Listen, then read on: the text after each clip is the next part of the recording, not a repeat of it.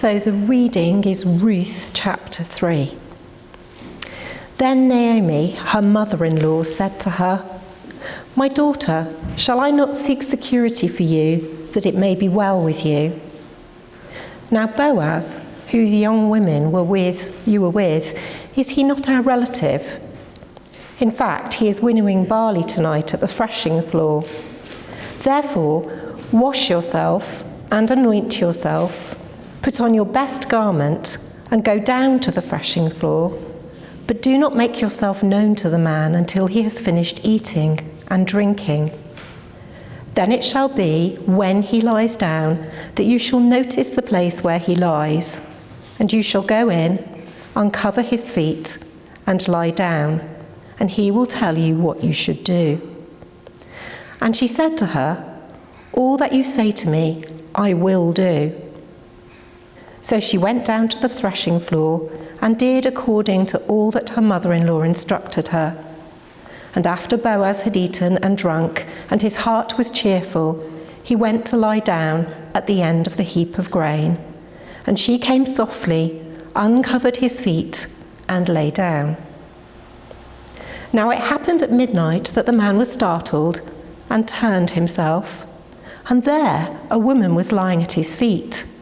And he said, "Who are you?" So she answered, "I am Ruth, your maidservant. Take your maidservant under your wing, for you are a close relative." Then he said, "Blessed are you of the Lord, my daughter, for you have shown more kindness at the end than at the beginning, in that you did not go after young men, whether poor or rich. And now, my daughter, do not fear. I will do for you all that you request. For all the people of my town know that you are a virtuous woman. Now it is true that I am a close relative. However, there is a relative closer than I. Stay this night, and in the morning it shall be that if he will perform the duty of a close relative for you, good, let him do it. But if he does not want to perform the duty for you, then I will perform the duty for you, as the Lord lives. Lie down until morning." So she lay at his feet until morning, and she arose before one could recognize another.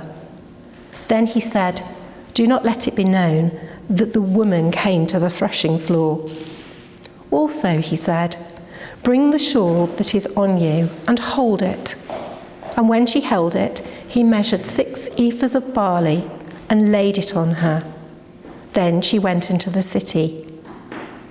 When she came to her mother-in-law, she said, "Is that you, my daughter?"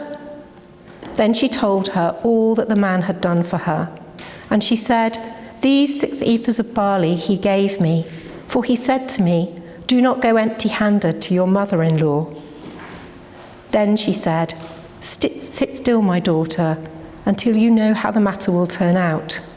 For the man will not rest until he has concluded the matter this day."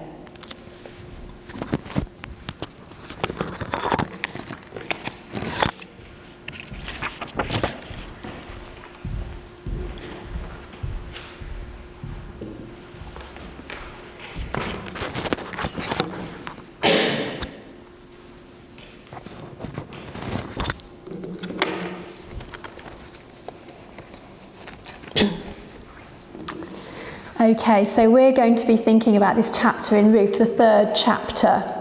And I've been thinking about it, and it is quite a challenging passage in some ways. But as I was thinking about it, I thought, I've kind of got this little subheading in my head, and it's just the safest place in the world.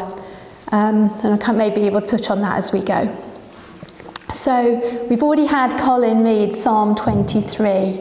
A psalm of David, and I'm just going to read it out one more time. So, "The Lord is my shepherd, I shall not want. He makes me lie down in green pastures. He leads me beside the still waters. He restores my soul. He leads me in the paths of righteousness for his name's sake." So there's just the first 3 verses. Now, there are several key themes that I wanted to explore this morning, The one which was kind of put forward when we were preparing this series was about kind of the noble character. So we've got the noble character of Boaz, but we've also got that mirrored by the kind of the nobleness and the virtuousness of Ruth.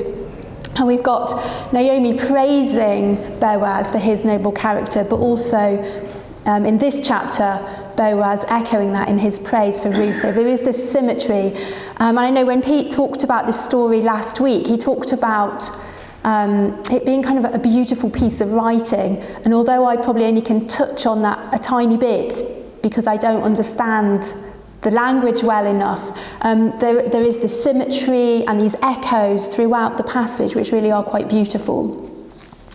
And the other theme which comes across is redemption. And I've just loosely phrased that in terms of leading to safety and freedom, but it links back to some verses in Leviticus, which we'll touch on in a little bit. And also in my mind, I wasn't able to bring it, but I've got a drawing of a tree, and I think there's something of that in how we see the character, particularly of Boaz, being kind of like this tree which offers protection for those who are nearby and underneath. And the final theme, which I wasn't expecting but has come across kind of quite strongly as I've read this chapter, is this theme of rest, which is why we've kind of drawn upon Psalm 23, because it's the same word. The kind of the second verse, he makes me to lie down in green pastures, he leads me beside the still waters. This kind of the word there which kind of suggests rest is the same word which is used repeatedly through this chapter. So let's kind of connect back with the story. So Naomi and Ruth arrived in Bethlehem just as the barley harvest has started in Ruth 1:22. And the Lord had indeed visited his people, as the New King James Version phrases it, and the harvest was plentiful, Ruth 1:6. This was a good time for our two heroines to arrive. And I do think they're heroines, and it is a story about these two women, and Boaz is very much part of that, and God is in the background, but I feel it's told through the eyes of our kind of female characters. And despite them being desperately poor and Naomi's heart being full of bitterness and grief, the plentiful harvest provides a backdrop for the providence that would sustain them. And indeed, by the start of chapter 3, Naomi and Ruth's immediate needs on returning home have been met. They have had shelter in the form of Naomi's former house, which they have come to. They have had enough food to eat throughout the harvest, as Ruth has gleaned grain productively in Boaz's fields, and he has been generous to provide food and water during the days. And as a vulnerable young woman from a foreign land, Ruth has also been protected by Boaz's instruction to stay in his part of the field throughout the harvest season, where he instructed his workers to be kind and to not harm her. And again, there's echoes here of Leviticus 19:33-34, where God himself commands his people not to treat foreigners badly in any way, but to treat them as you would, fellow Israelites, with kindness, and love them as you would yourselves. So Boaz's compassionate character personifies the concern of God for the weak and vulnerable, which we see woven into the fabric of this story. The rules about gleaning, which we can find in Leviticus 19:9, enable the poorest within society, including foreigners without their own land and widows, to access some of the harvest provision, whether that's from grain fields or vineyards. And as land was recognised as ultimately belonging to God, this can be interpreted as God's direct care for those in most need. I'm just going to just briefly touch on this idea of the year of Jubilee, which is built into kind of God's laws at that time, where every seventh year was a year of rest for the land, And I think in that we can see that God is this God of care and this God of provision, and he doesn't use or abuse in any way, even if we're talking about kind of land and fields and farming. So every 7th year was a year of rest. And then after 7 Sabbaths, so after 49 years, we then have the 50th year, which is the year of Jubilee. And I think that really, the reference to this really kind of celebrates and highlights this theme of redemption, where not only was the land returned to its original family owner, but also even if people had sold themselves, kind of almost like hired themselves out, then they too would be returned. They're freed essentially, they're freed to go back home and start life over again. So at the start of chapter 3, the barley and wheat harvests have come to an end. This initial provision has been completed, and God, through the care of Boaz, has treated Ruth and Naomi kindly. So kindly. But now, as winter approaches, Naomi wants to seek greater security for Ruth, a longer-term solution.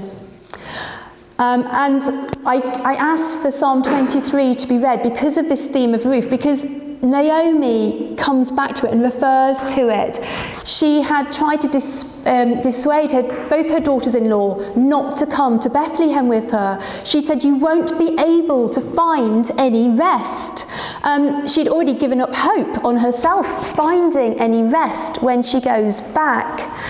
And I think for Naomi at that time and in that culture, rest was connected to having security, and security was connected to having a husband, or at least sons, who could look after you and provide for you and speak up for you and represent you within that wider world. But she had lost them. Naomi, she'd lost her husband, she'd lost both sons. And not only was she grieving desperately, but she thought God was actively set against her. So from that point of view, where was her hope? And yet, since returning to Bethlehem, since returning to her people, her heart had started to heal.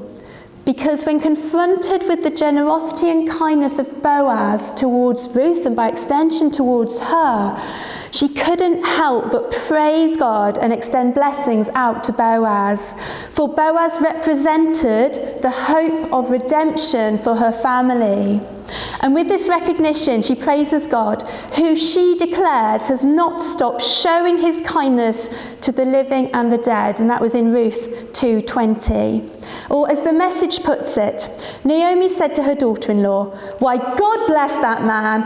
God hasn't quite walked out on us after all. He still loves us in bad times as well as good." Naomi went on, "That man, Ruth, is one of our circle of covenant redeemers, a close relative to ours."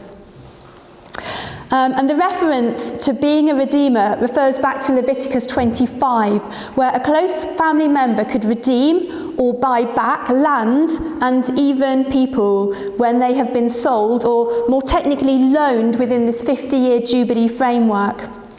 And although Moses doesn't spell out the Lord's Although Moses does spell out the Lord's instructions for daughters inheriting land in Numbers 27, 1-11, it certainly appears so much harder for women like Naomi and Ruth to live and thrive without male family members to represent them publicly and to carry on the family line.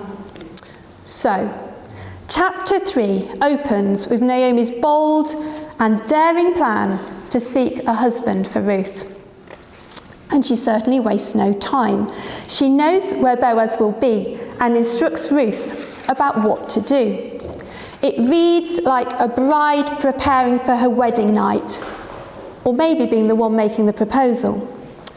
Wash yourself and anoint yourself. Apply perfume, oil, smell gorgeous. Put on your best garment, look beautiful, and go down to the threshing floor. Take the initiative.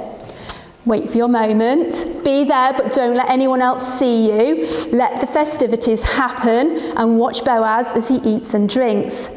This is a celebration for the completion of the harvest, and Boaz will be in a happy mood. Traditionally, a good time for conferring blessing. Naomi knows that he will be sleeping on the threshing floor that night and instructs Ruth to watch where he lies down. Then it shall be, when he lies down, that you shall notice the place where he lies, and you shall go in, uncover his feet, and lie down, and he will tell you what to do. Okay, let's take a moment. First of all, Naomi loves Ruth and wants the best for her. She truly believes that she needs a good husband to look after her, protect her, and to provide for her. After all, Naomi won't be around forever, and she has no family in Bethlehem. And she knows that Boaz has noticed Ruth and has treated her with compassion and kindness. He is related to her own family, and he is a wealthy man of standing within the community. Now, Ruth also trusts Naomi implicitly.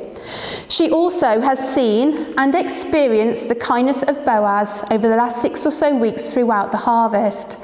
She has worked in his fields, eaten with his workers, and been protected by his care and authority whilst there. He has extended his blessing to her, validating her, this Moabite foreigner, in front of everyone nearby. And instead of seeing her foreignness as a cause for suspicion, distance, or disdain, he recognises the loyalty that she has shown to Naomi in coming to Bethlehem and blesses her for it. In leaving Moab, Ruth would have left its own God and instead sought refuge under Yahweh. And even before Boaz first met Ruth in his field, he already knew of her. It has been fully reported to me all that you have done for your mother-in-law since the death of your husband, and how you have left your father and mother and the land of your birth, and have come to a people whom you did not know before.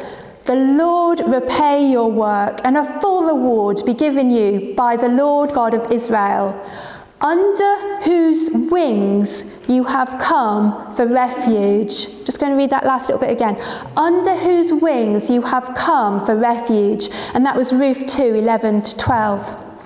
And then she said, let me find favour in your sight, my Lord, for you have comforted me and have spoken kindly to your maidservant, even though I'm not like one of your maidservants. Ruth 2:13.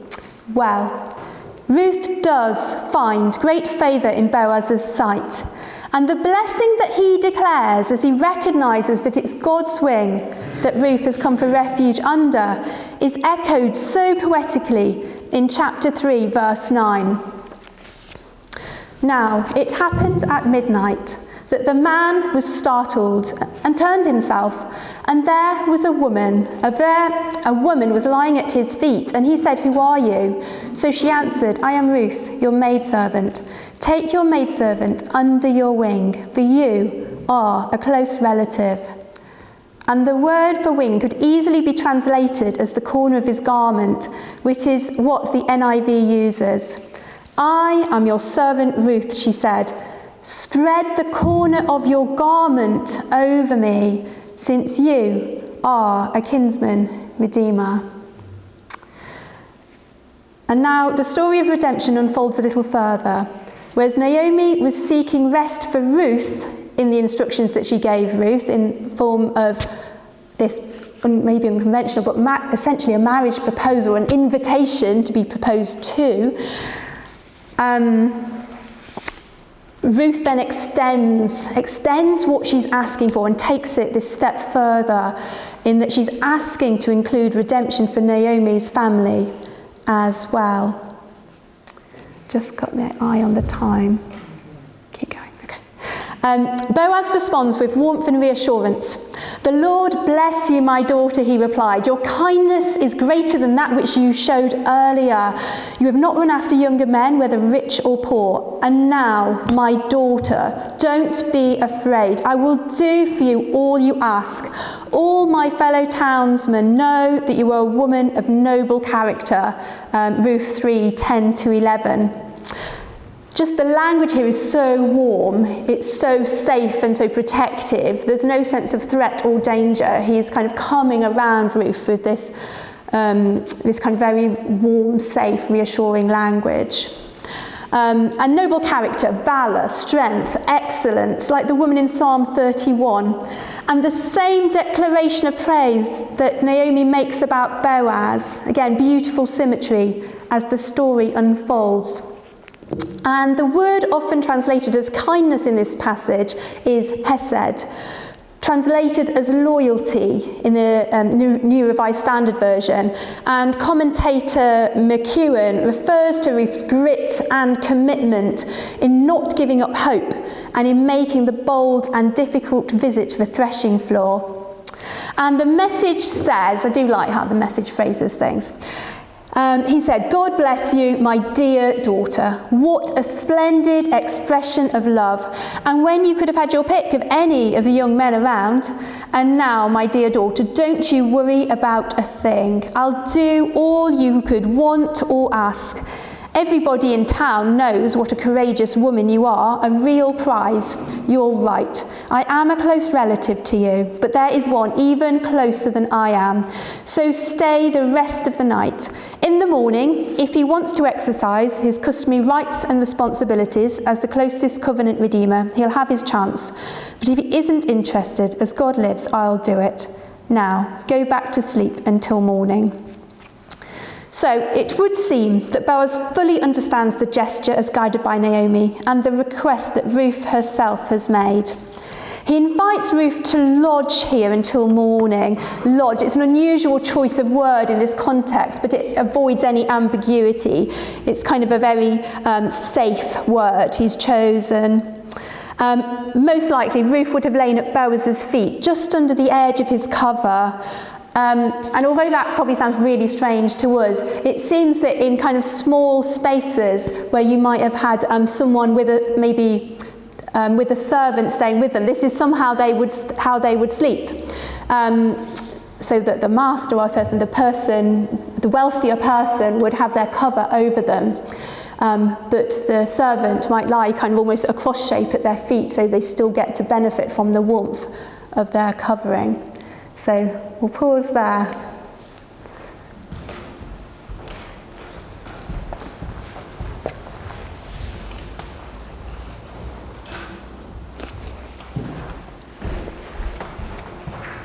So we come to our time.